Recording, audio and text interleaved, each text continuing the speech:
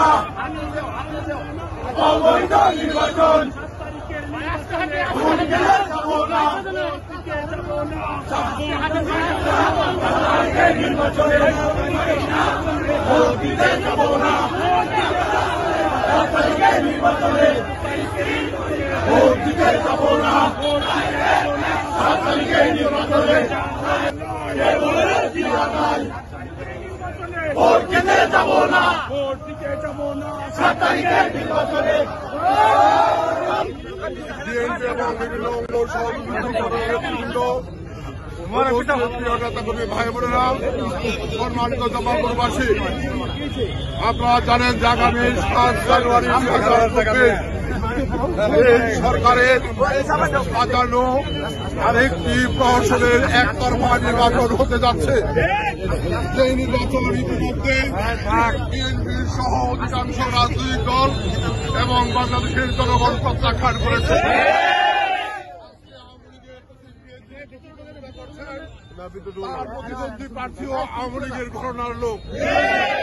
এই নির্বাচন আওয়ামী লীগ ছাড়া কারো সঙ্গে সম্পৃক্ত না। নির্বাচনে আওয়ামী লীগ এক ঘটনা হয়ে পড়েছে। তারপরেও এই নির্বাচন দূষণকে ব্যবহার করে স্বৈরতন্ত্রকে পাকাপোক্ত করার গভীর চক্রান্ত চলছে। প্রিয় ভাইরা, কথা খুব পরিষ্কার, আমরা এই নির্বাচনে ভোট কেন্দ্রে যাব না। আমরা জামালপুরবাসীর প্রতি আহ্বান জানাই,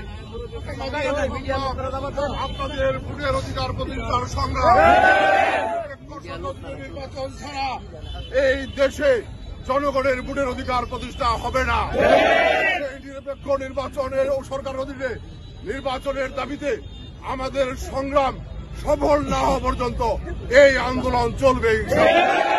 মাননীয় প্রধানমন্ত্রী গতকাল বক্তৃতায় বলেছেন যে ভোট চুরি করতে পারবে না দেখে নির্বাচনে অংশগ্রহণ করে নাই। মাননীয় প্রধানমন্ত্রী কথাই বোঝা যায়, যারা ভোট চুরি করে, যারা ভোট চুরি করতে পারবে তারাই এই নির্বাচনে গিয়েছে। আমরা ওই ভোট চোরের বিরুদ্ধে সংগ্রাম করছি, এই সংগ্রাম সফল হবে ইনশাআল্লাহ। আবারও জামালপুরবাসীর প্রতি আহ্বান জানাচ্ছি, আগামী 7 তারিখ